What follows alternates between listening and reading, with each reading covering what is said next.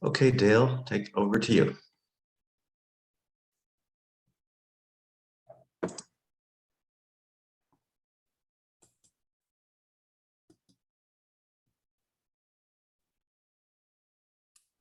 It only says remove spotlight. I'll speak from here. Welcome. Can you all see me?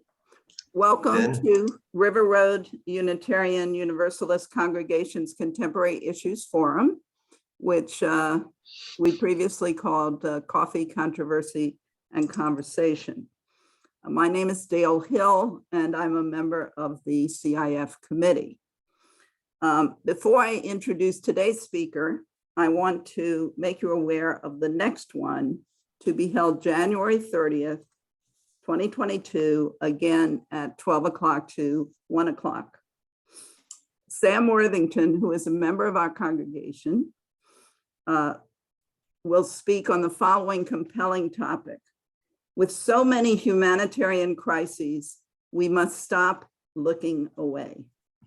Sam is CEO of the Interaction, which is the nation's largest alliance of international NGOs focused on shaping humanitarian responses around the world. Okay, now it is my pleasure to introduce the current speaker. We're welcoming him back from a previous time when he spoke 3 years ago on the spirituality of Václav Havel.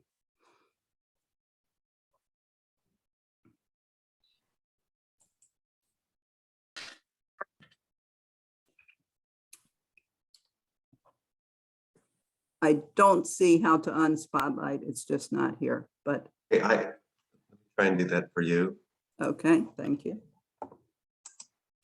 David Walsh got his PhD in politics from the University of Virginia.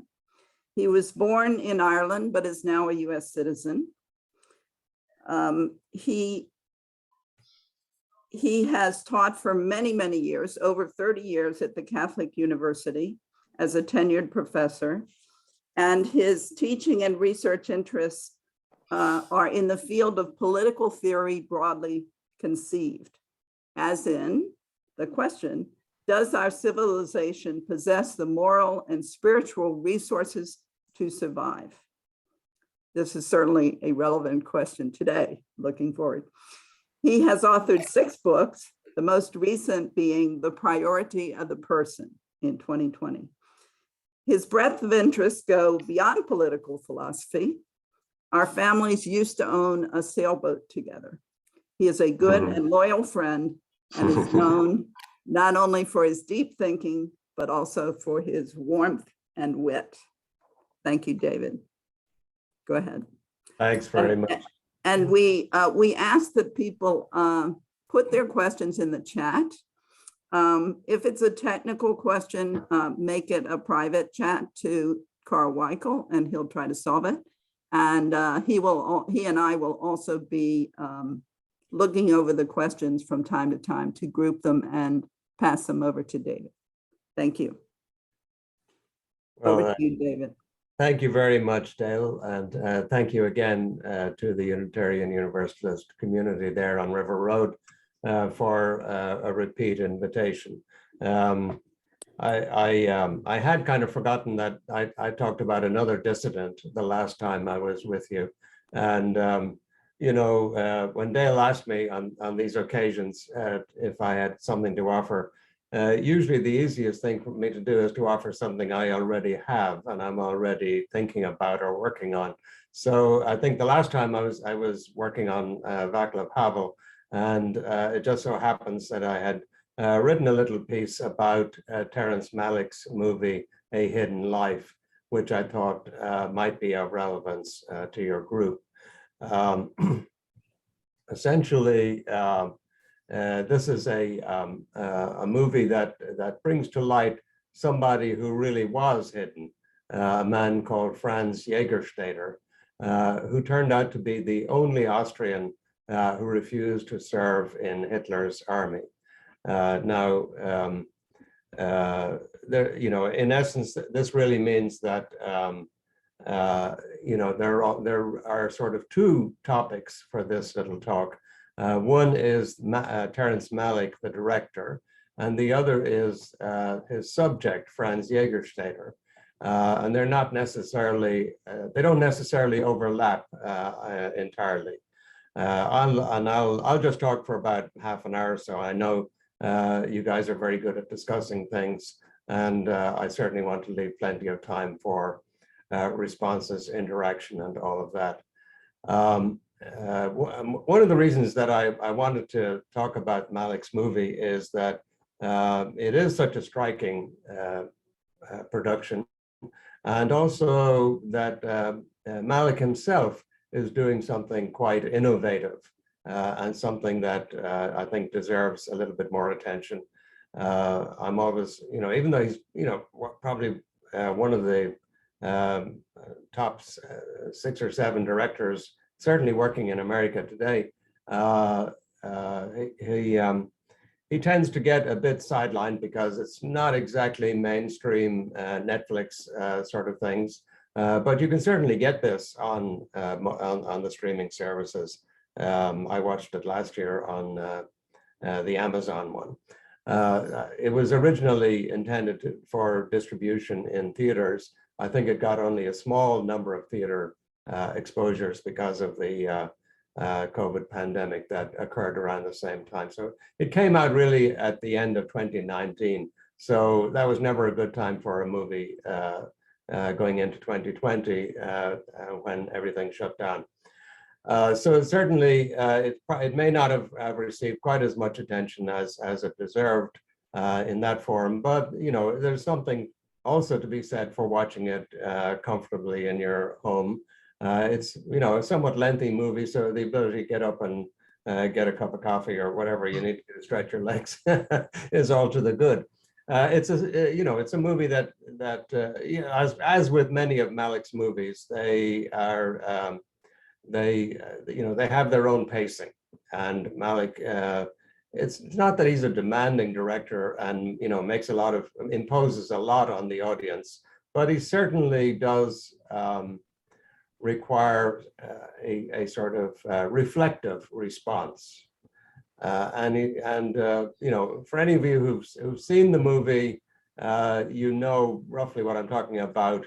It just does not work as a sort of regular kind of plot-based or action-based or even a drama type thing. The astonishing thing about Malick is that he brings us inside of the characters, and he really, makes us part of their interior monologue or dialogue. Really, a dialogue. It's not a monologue because, in essence, we're part of the discussion that's going on within them. The use of voiceovers and things of that nature are rather striking. Malick, you would say, well, why does he do such sort of,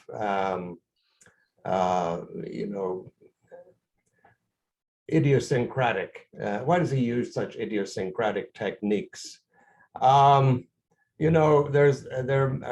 good reasons for it. One of them is that he's trying to do something with movies that is rarely done, and that is to explore, you could say, a whole philosophy of life, a whole way of engaging with reality as a whole. He was originally, I think, set on doing a career in philosophy and becoming a philosopher, and studied not only at Harvard, but as a Rhodes Scholar with Gilbert Ryle. And I was very pleased to discover that he had Gilbert Ryle is one of the famous analytic philosophers of the 20th century, and I was very pleased to discover that Malick had parted ways with Gilbert Ryle as really not capable of dealing with where he wanted to go. And you could see that there, he sort of turned his back on philosophy and instead is using the techniques of film as really his alternative path of thinking, reflecting, probing, and really assessing, sifting the world around us.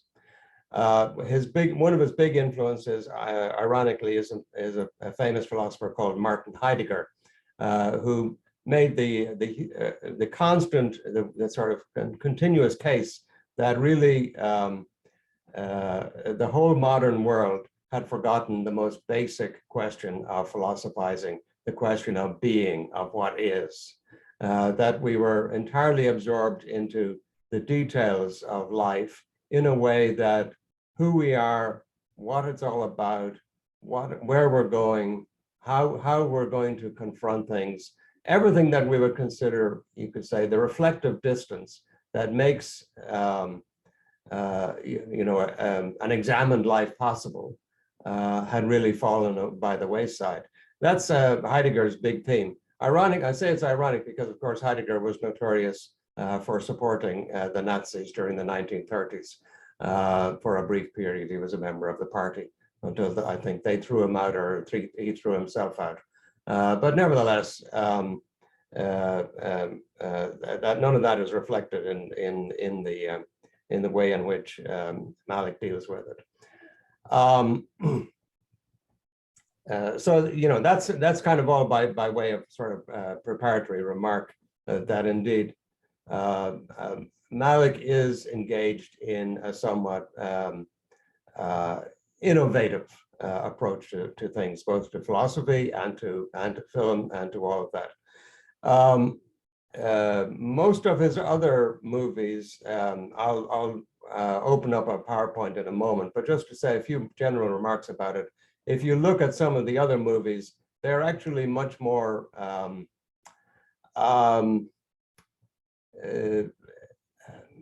much more loosely organized than this particular one. A Hidden Life is somewhat unusual in not being about sort of one character drifting around, or a set of characters drifting from one set of circumstances to another, and really you've very little idea of what the overall intention of the director was, or what the overall organization of the movie is. That's not the case here. The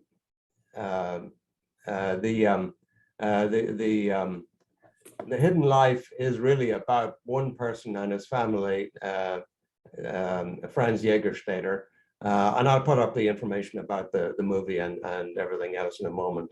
But obviously, the story of Franz Jägerstätter is something that's quite well structured. There's a real narrative, there's a real series of events, there's a real outcome. And this is all quite different from the way in which Malick has proceeded in other movies. Let me go ahead and open up a little PowerPoint, which I have some excerpts for those of you who haven't seen the movie, mainly trailers of one type or another, and give you a chance to sample a little bit of it. Okay.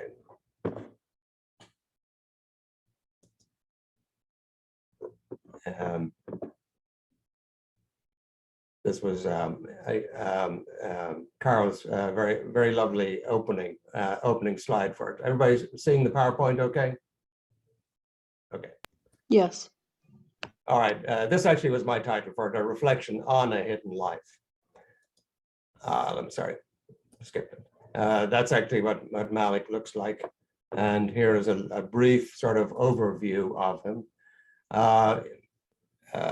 He started off in the 1970s with two excellent and widely revered films, Badlands and Days of Heaven, which did have a kind of conventional structure to them, but you could see that things were, he was experimenting in ways that other directors were not, even though this is a period in which American directors really shone in amazing ways, Scorsese, Coppola, Spielberg, and others.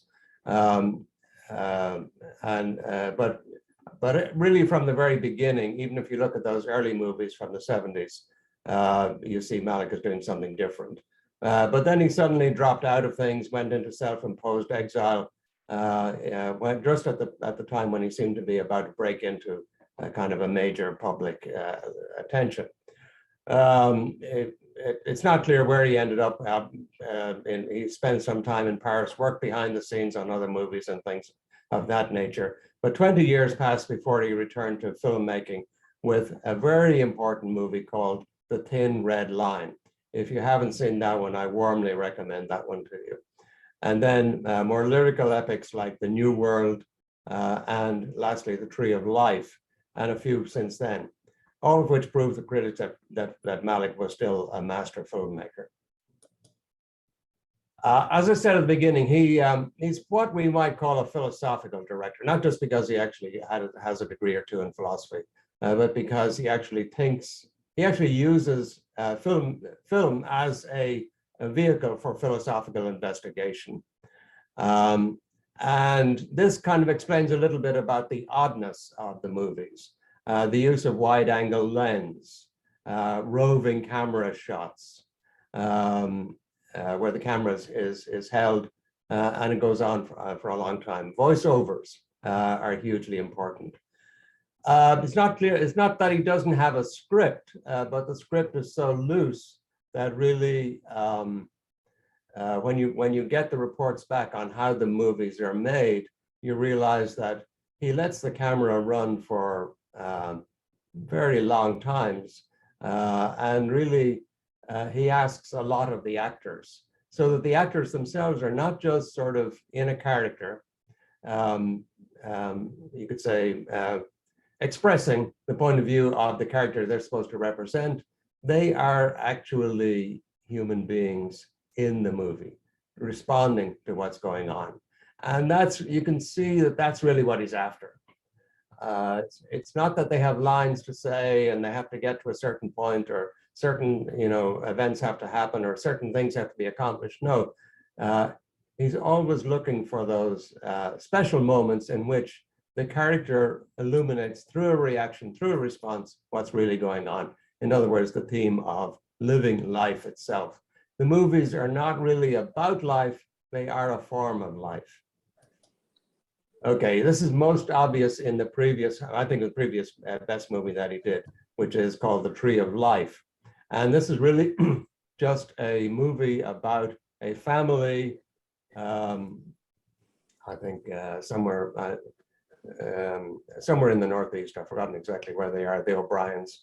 And a lot of it is sort of looking back from the perspective of the oldest son in the family, Jack, played by Sean Penn. But there's constant cutting back from the older Sean Penn, who's now an architect and so on, and dealing with various crises in his life. Not the least of it was that one of the younger sons got killed. So there's a lot going on in the movie. There are a lot of issues being dealt with. But the amazing thing is that Jessica Chastain, who's the mother in the movie, Mrs. O'Brien, she at the very beginning announces this whole kind of large outlook on things, that there's two ways of looking at life, she says. One is the way of nature, by which it's a dog-eat-dog world, in which everybody has to struggle to survive. And the dad really represents that. He has this very kind of competitive approach to everything. And he's constantly explaining to the kids that, unless you're getting ahead at the expense of other people, you're not going to get anywhere. You have to be ready to fight, all these kinds of things. And the mother explains then that there's also the way of grace, by which you reach out to others, you put others before yourself, you give up your position, and you enter into a relationship with the world, and the world discloses itself to you in that way. So it's an interesting kind of larger philosophy, and I suspect that that's kind of Malick's own sort of working philosophy of life, that the fundamental choice that faces us is really a choice between the way of nature, by which we put ourselves ahead of the world, others, or the way of grace, by which we yield, by which we give to others. The reason I mention all that is that even though Dale very nicely put a great title for the piece about conscientious objection and her little description of it, you're right, it is about a conscientious objector, but it's not clear to me that that's Malick's main theme. I suspect that Malick's main theme is to figure out what it's like to become a conscientious objector. It's not about the exercise of it, not about the you could say the practical aspects of it, but the sort of interior development by which an individual like Jägerstätter reaches that point in life. Here's one of the few pictures that we have of this poor man, Franz Jägerstätter, whose main advantage, I think, was that he had two umlauts in his name. You can't look at a name like that without thinking, yeah, that's satisfying to have two umlauts. Anybody can have one umlaut, but to have two is great. Apart from that, he probably had none. He was a farmer in the Austrian Alps and lived a very simple life. And that's a lot of what makes the movie so fantastic. That the setting and you could say the possibilities that are there. Now, Jägerstätter, the story we can say quite briefly is that he was the only guy who decided that he wasn't going to serve in Hitler's army, which was itself, an extraordinary step to take. Here's a guy who's nobody, who's from nowhere, and who, decides at some point in 1943, after he'd gone through basic training and done everything, that he was not going to take the oath and not going to serve. And everybody told him, and this is what the movie says, everybody tells him that this is not going to make any difference. And your responsibility is to look after your family and keep your head down and obey the law. And who are you anyway? All of those issues are there. Now, he's executed in 1943, and really that could be the end of him. He didn't, he didn't have more than a sixth grade education. Obviously he was a guy who did his own reading and did his own reflection and so on, but none of that is really apparent. And he doesn't leave anything large behind. He's not a famous prisoner like Dietrich Bonhoeffer. There are plenty of the White Rose people. These were all people who came from the elites. Here's a guy who comes from the farm, the peasant, who has no background at all, who doesn't really write anything, doesn't publish anything, has nothing, okay, you could say the most extraordinary thing about him was that the Nazis took the pains to actually execute him in a famous prison where really famous prisoners were. But other than that, he was just, a drop in the ocean. And that would have been the end of him, except this one guy, Gordon Zane, whom I'm proud to say was a graduate of Catholic University, and who in 1952 did his PhD dissertation in our sociology department on Catholics in the Third Reich. That's a very standard kind of dissertation. We have graduate students, they come in and say, what can I work on? And we say things like that. Well, nobody's written about Catholics in the Third Reich and how they were dealt with, how they interacted and so on. Why don't you write it? Okay, so he wrote, a nice dissertation, and he publishes that as a book. In the course of doing that, he comes across this really obscure story about an obscure farmer from Austria who gets offed for refusing to serve in the army.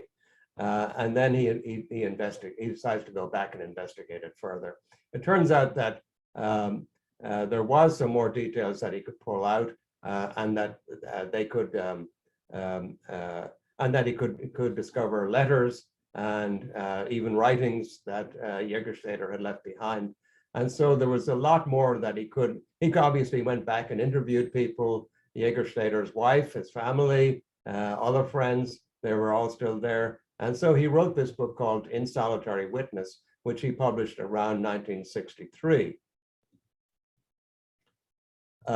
Without that, there would be no, plenty of people are executed without anybody paying any serious attention to them.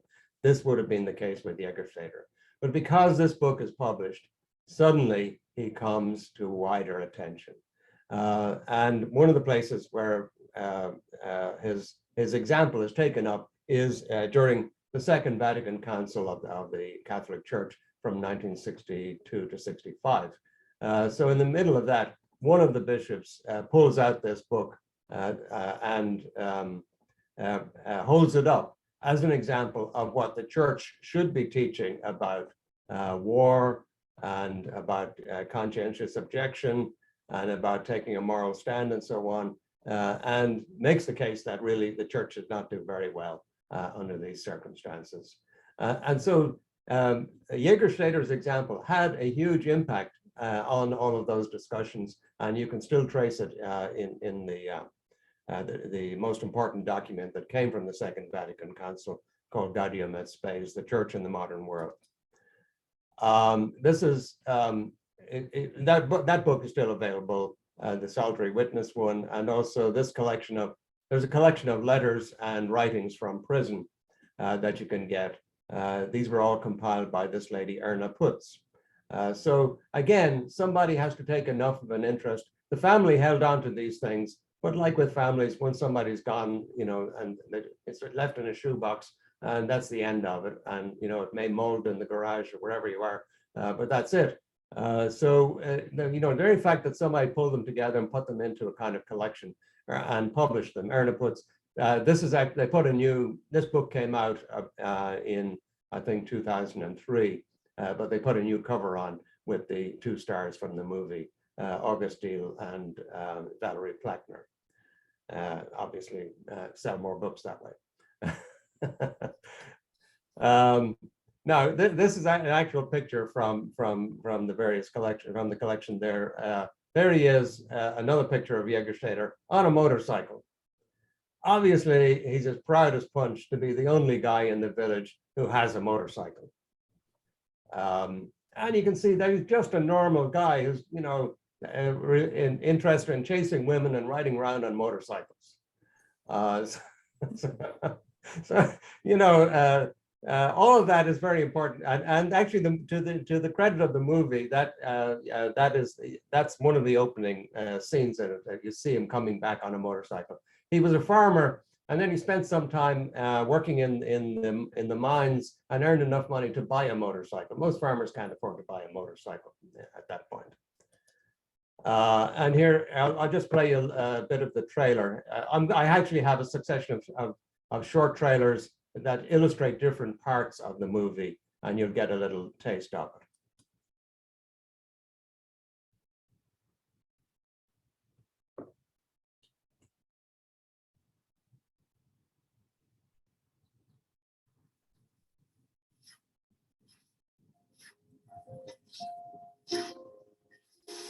Remember the day when we first met? I remember that motorcycle, my best dress. You looked at me, and I knew how simple life was then.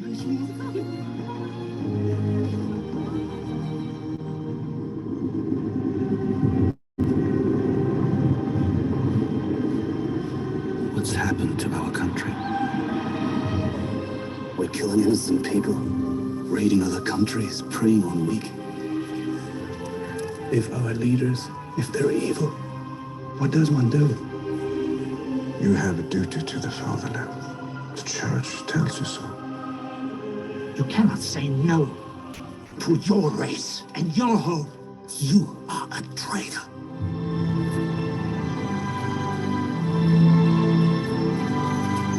I can't swear loyalty to Hitler. I can't. Do you think your defiance will change the course of things? If God gives us free will, we're responsible for what we do, what we fail to do.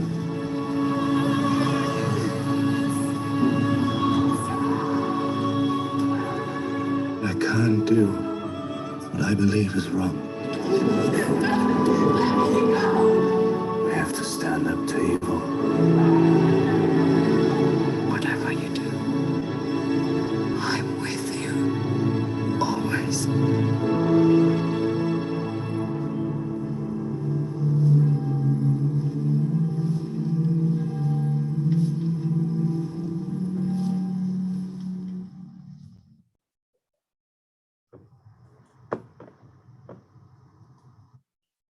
let me just make just another brief remark. I'll show you there's another little trailer with slightly different aspects that comes up here. Sorry, it's the next slide. One of the things that comes out in the other sources, but that Malick does not include in the movie, is this famous story about the dream that that Jägerstätter has. And you know, that sort of suggests that Malick has a slightly different interest than simply recounting Jägerstätter's thing. He has his own exploration that's going on as part of it, namely the question of how do we discover where our responsibility lies. Jägerstätter was, in 1938, he had a dream in which he saw a beautiful train going around a hill, going up around a hill, and everybody was looking at it and following it, and children were jumping on it, and everybody was very excited and thought that, well, this is fantastic. So it was drawing everybody into it. And Jägerstätter in the dream hears a voice that says, "This train is going to hell." Naturally, he wakes up right there. That's a pretty stunning thing to hear in your dream, that you're going to hell. Now, there was nothing unusual about the dream.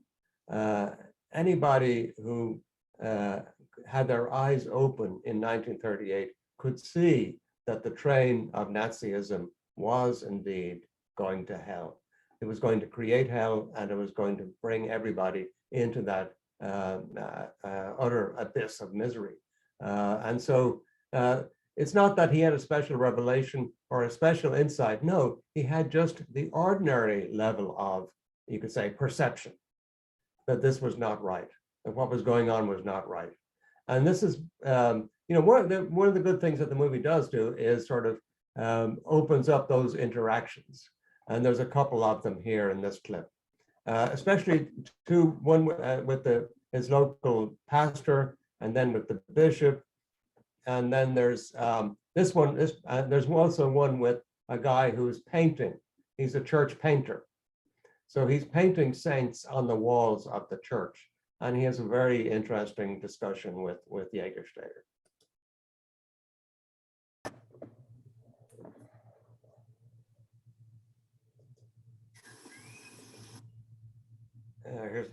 Here's a clip with the priest and also with the bishop. You've seen a little bit of that in the first one, but here's another version.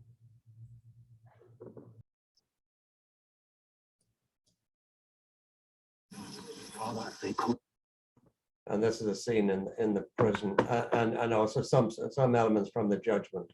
When the priest says, "Have you spoken to anyone about this?" Obviously, one of the letters home says, Franz talks about this and says that, you know, really the priests and the bishops were themselves scared stiff. One of the reasons they couldn't speak out, they couldn't do anything, was because they too would be shot, executed, removed, put in camps or whatever. You know, so it's not like there was a great deal of room for heroes. Here's the prison that he's in. Right. All right. A little bit more of the prison anyway.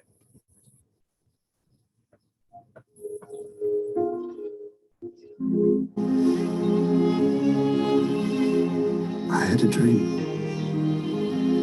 I thought that we could build our nest high up in the trees. Fly away like birds to the mountains.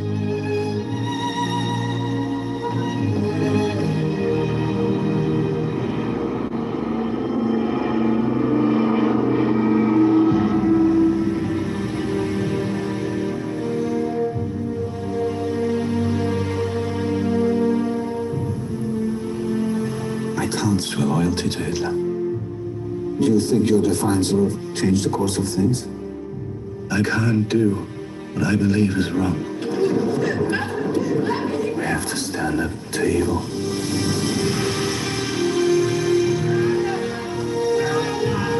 What's happened to our country? To the land we love? You cannot say no to your race and your home. You are a traitor.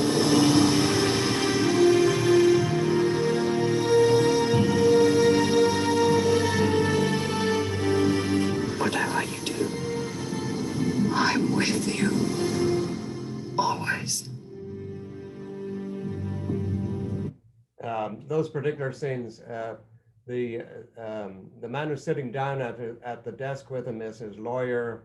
The guy who pushes him, the hat and calls him a traitor. He's the mayor of the village, St. Radegund, where he lived. And the last theme, the last aspect, the voiceover from his wife Fanny, is probably one of the most significant aspects of the whole movie and the whole story. Namely, that when everybody, dismissed him and said, this is pointless, it's meaningless, don't do it, etc. And obviously, she was going to be the one to suffer the most in terms of consequences. What's interesting is that not only in the movie, but also in the letters, she remains steadfast. She doesn't necessarily support the decision or applaud the decision, but she does refuse to turn her back on it. She continues. She says at one point, I think in one of the letters, if I don't support you, you'll be left alone. So it's really that awareness that she is really kind of a crucial part of the whole thing. And the love between them, the idyllic kind of existence that they had a fantastic marriage, 3 small girls, a lovely place up in the Alps. Everything is just, amazingly beautiful. And yet he has to turn aside from all of it. So her support is very important. And let me just sort of conclude with just an observation about the title, because the title "A Hidden Life" is nowhere in the movie itself or the events of the movie. It's nowhere in any of the things that the characters say, and it's not in any of the exchanges, and certainly not in the letters or the writings. Jägerstätter did do a fair amount of reflection when he was both deepening his conviction, from 1938 to 1943 is a long time. 1938 is when he has his first realization that this is not going to end well, that this train is going to hell. So a lot of things happen in those 5 years. And obviously the course of the war reveals everything about what Nazism was about.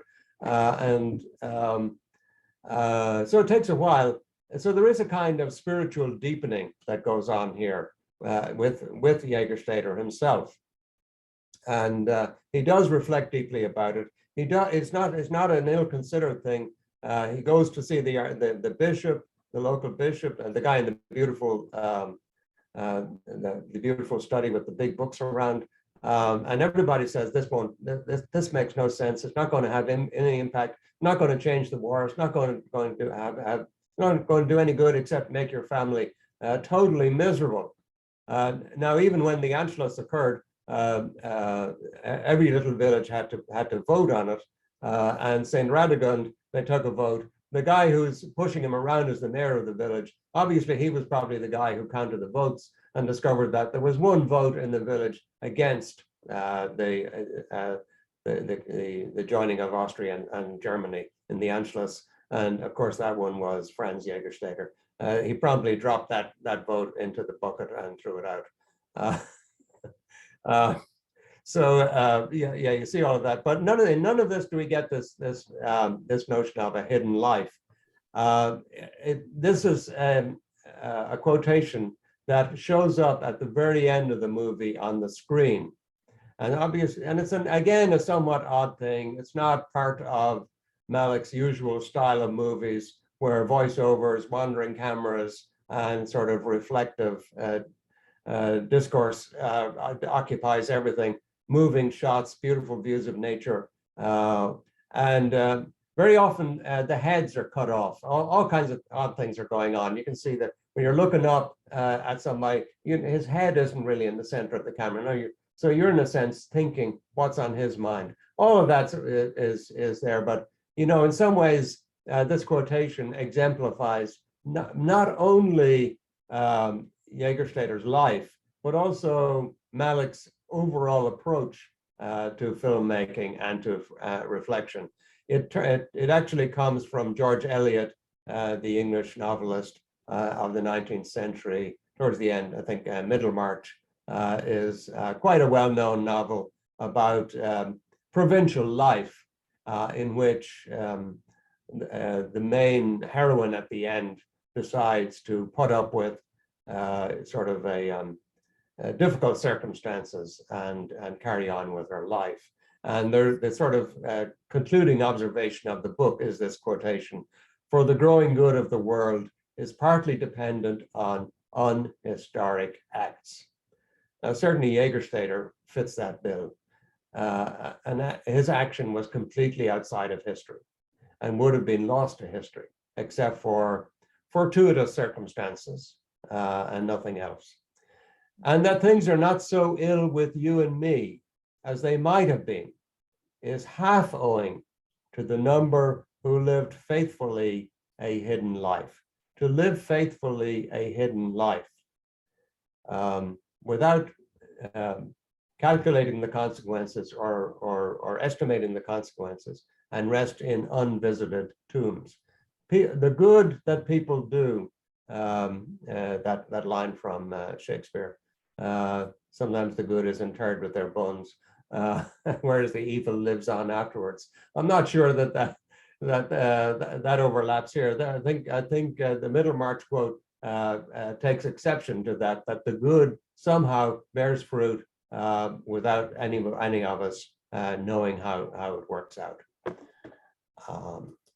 All right, there's the Middlemarch, and here's an icon. Franz Jägerstätter was actually beatified by the Catholic Church in 2007. So he's not a full saint, but he's on his way. That's not my slide. All right, I'll stop the share. Okay, thank you, David. There are some questions. Some of them have to do with how much did his town know about what he was going through. And I know that for those of you that have seen the movie, there are some scenes where the wife and the kids are being spit on, but you might want to elaborate on that. Yeah, that's a good question, because one of the big issues here is that it is true that one person cannot make a huge difference, but they can make everybody else feel very uncomfortable. And that's exactly what happened in the little village. It's not a town. It's St. Radegund is just a tiny little hamlet. And certainly none of this was, well, nobody could really embrace it, because, if the town doesn't, if the town has a troublemaker in it, the whole village will be punished. And so they will all suffer consequences. So certainly they were mistreated. The family was mistreated. They couldn't get help in the harvesting and the harvest time or anything else. They're spat upon. The children are beaten up at school. All of these things happened. And even after the war, Franziska, the wife, could not get a widow's pension because even though he was a soldier, the very fact that he was executed meant that they were not entitled to a pension. And it wasn't until after 1950 that she managed to get the pension to which she was entitled. a survivor's pension or any of those things. So yes, and so you realize that this wasn't just something in the Nazi period. It's also something that lingered on, and quite honestly, Austria, I think, has its own sort of reckoning to deal with on those things. And I think another point was that when he was beatified, the wife and the children were there, and I believe grandchildren. Yeah. None of that is in the movie, but that's a fact too. Yes. Yeah. Now, Carl, Kim had a very complicated question. I think it would be good if we ask her to take the microphone and ask it. Dale, thank you. But I asked several questions. Which is the complicated about moral dilemma? About moral dilemma, yes. So the film poses a moral dilemma. And I totally appreciate and agree with standing up for one's beliefs and values and morals. On the other hand, the film poses the consequences of one's actions. His firm belief left 3 daughters without a father and his wife without a husband and running the farm by themselves. So, it really causes one to think, if I keep standing for my own beliefs because I believe these things, is it right when I'm putting so many others at risk? So could you speak to that moral dilemma that the film poses? Well, I mean, it's just, it's there. In many ways, that's kind of the centerpiece of the film. The fact that he has to overcome or resolve that dilemma into his own, it really, I think that's probably the central question that Malick is interested in. How does he become the person who can, in a sense, not only set his own life aside, but in a sense, also sacrifice his family? It is a really hard case. And we're not given a huge amount of insight into it, but what we do get is the sort of sense that you have to. The one phrase that it comes back to over and over again is that he says, God has given us free will, and that means that we become responsible. So we become responsible for evil in the world. And it's not just that we're victims or we're bystanders or we're silent accomplices or anything else. No, now we become responsible. So in a sense, he has to be responsible for the world as well as his wife and family. So now there are others other dissidents who have to face that kind of dilemma. It's never a pleasant experience for the family of people who stand up. They certainly are the most obvious target of the hostility of the regime and of everybody else whose lives are enormously inconvenienced by it. And so, yes. How do you resolve it?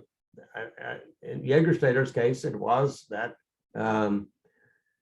in a certain sense, the religious aspects,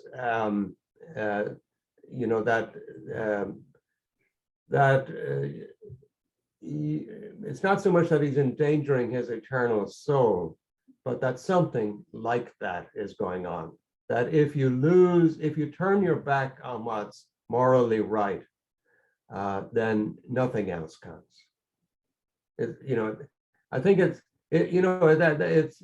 really is about him reaching that point where, in weighing everything up, and not least of it is certainly the suffering to the wife and family. That really the only measure is how is this going to stand in light of something eternal, something enduring and lasting that can never be overlooked.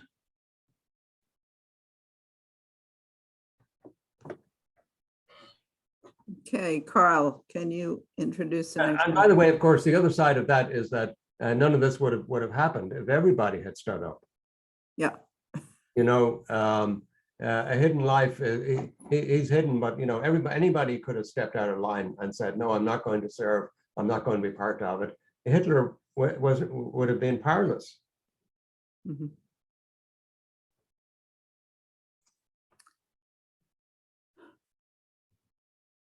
Okay, maybe let's What are the see. philosophical lessons that are important for today from Christine? A good question. You know, the philosophical lesson is that we have to weigh things not only in terms of this world and how it's going to affect us, but in terms of that the moral judgment is an eternal judgment, fundamentally.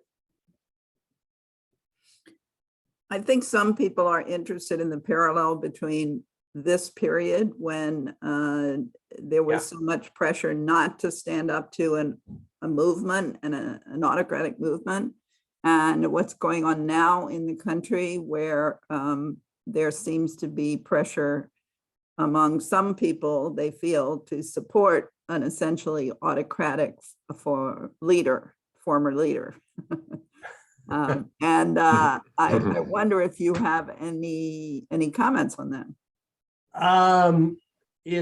I'd say this is not too different from, you could say, ordinary life, that sometimes you have to stand up, and it can be unpleasant, and you get booted out of your party, and you get booted out of positions, and you know, you have to endure it. But in fact, I think that if you look back over the past year, that's more or less what has happened. That yes, there have been significant disagreements and all of that, but we've managed to endure by having enough people who stood up, including members of the Republican Party. Yeah. That's how a constitutional regime works. It doesn't work. You know, one of the dangers is that we begin to think that, well, a constitution saves us from everything. No, it doesn't save us from anything unless people are willing to stand up and be counted, or to count.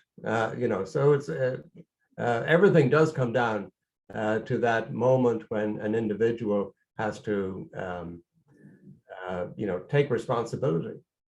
And you could say Nazism was a really vivid case of mass irresponsibility.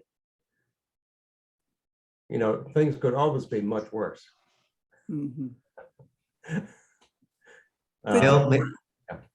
Bill, may I ask the one question I put in the chat early on directly to David? It said, in watching the film, Hitler and his political movement were referred to as the Antichrist. Certainly this is in Catholic Austria. Would you explain the sentiment of this term to Unitarians and in native Germans across the board who were a good percentage Catholic also refer to his movement as that also goes into their own form of decision, maybe to join the military or not?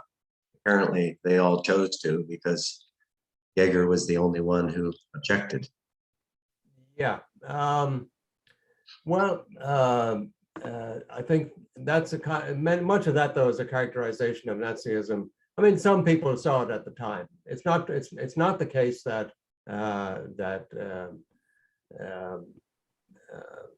there were no Catholics who saw Hitler and the Nazis as a form of Antichrist. You could say, you know, the dream that Jägerstätter had was nothing unusual. It was obvious to everyone. And one of the good things, I think, in the movie is that he has these conversations with other neighbors in the village, and no one disagrees with him that these are appalling times and that what they were engaged in was really appalling work. You know, that if you joined the army, you would end up perpetrating evil on a very significant scale. You know, it's you know, it's the nature of society that, I mean, I think the big issue is for the Germans and for the Austrians is that, and especially the Catholic aspect, is that they were all used to the idea that there's a hierarchical order of things, and that you take the orders from the top. And the top is authorized by divine authority too, by the order of reality, whatever way. You don't have to be Catholic to observe that. But what that means is that everybody follows orders. I mean, if there was any kind of philosophical question that's explored through the Second World War, it is that whether merely obeying the law is an adequate moral defense and legal defense. That was what the Nuremberg trials were about. That even though the law authorized and supported and required actions of this horrendous type, that was not going to be sufficient. You know, it's that aspect of you could say not so much independent judgment, but personal judgment, that no one can check their conscience, and that everybody is responsible. In a sense, that's really the weight of Jägerstätter's case, that he was the only one who, in a sense, listened to his conscience. They all had consciences, but they didn't listen to it, and they didn't dwell on it and give it the weight that it deserved. You know, whatever the suffering for the family, it would still be a relatively finite thing compared to, you could say, the infinite burden of committing evil. I mean, that's the scale in which Jägerstätter's own personal journey really unfolds. And that's what makes dissidents. That's what makes people whom you can't control, who cannot really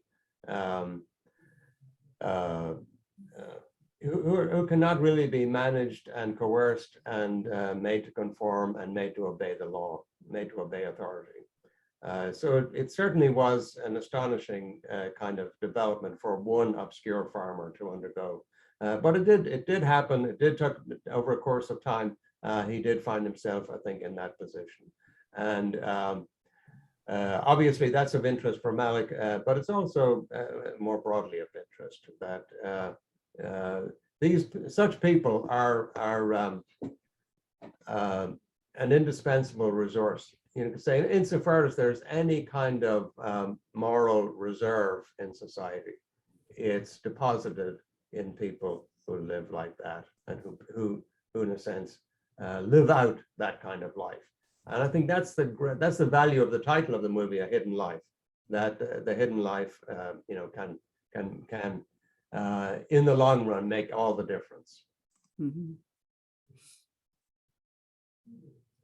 Okay, David, we normally end at 1 o'clock. Okay. But I believe some speakers are willing to take one or two more questions. Sure. Yeah. What is your tendency? Whatever people want, I'm happy to respond. Yeah. Okay, so people are leave if they have other, people are free to leave if they have other obligations. Yeah. I would like your comments on the influence of this story on the conscientious objectors during the Vietnam era. Yeah, good question, because that was actually how Gordon Zane's book was received. It was quite influential, especially in Catholic circles. It showed that even in you know, even in the Nazi period, that it was quite possible for someone to step forward and register an objection of conscience. Mm-hmm. Now, the big difference is, of course, that people were not executed during the Vietnam War for registering their conscientious objection. So that's a huge difference. But the example of someone doing it, you know, has a huge impact. And so you do see that, yes,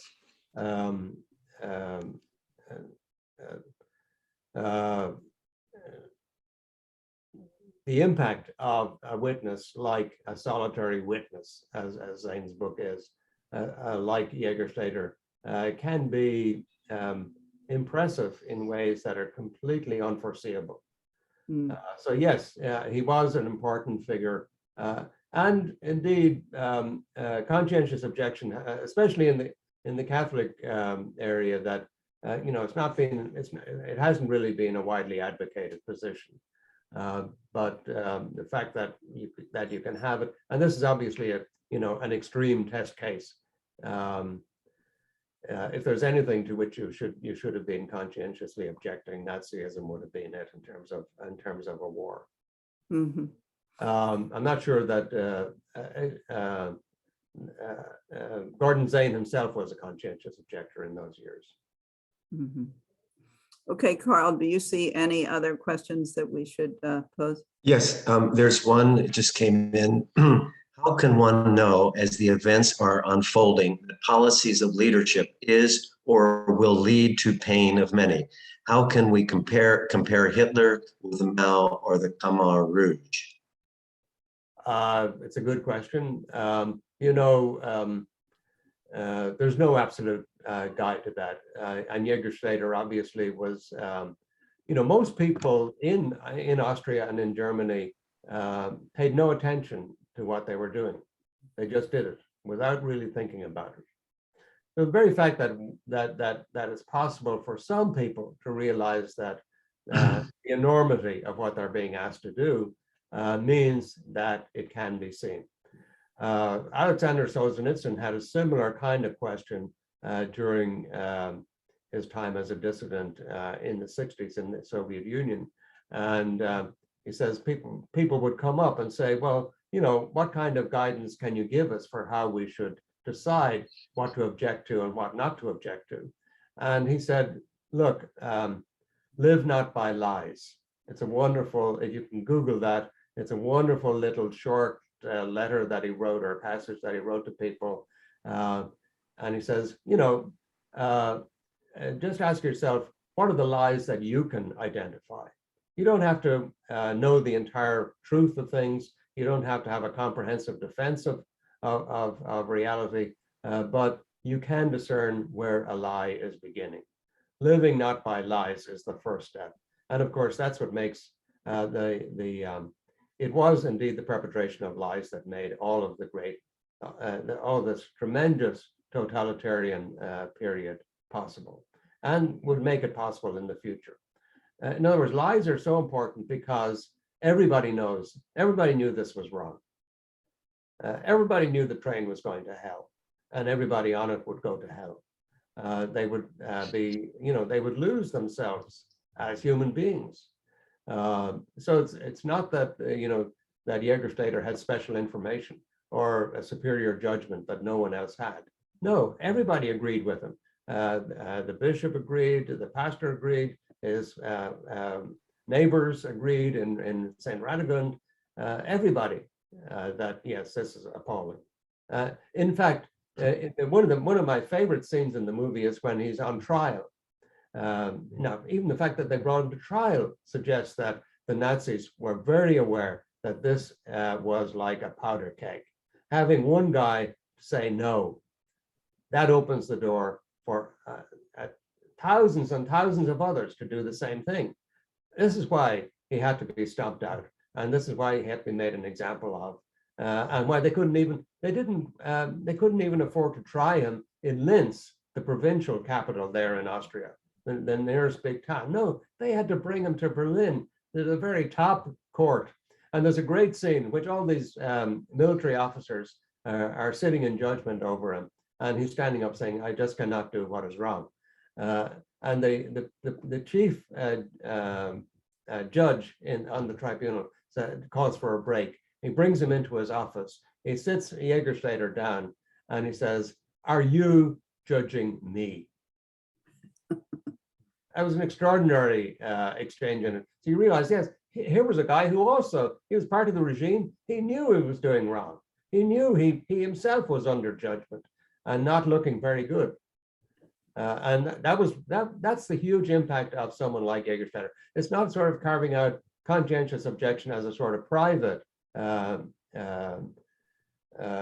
perspective or a private protection for himself. No, he's standing over against his entire society as a witness for what's right. Okay, I think we'll end the session there. I want to thank you very much, David, since we're All right, friends. thank you all. And so the recording has stopped.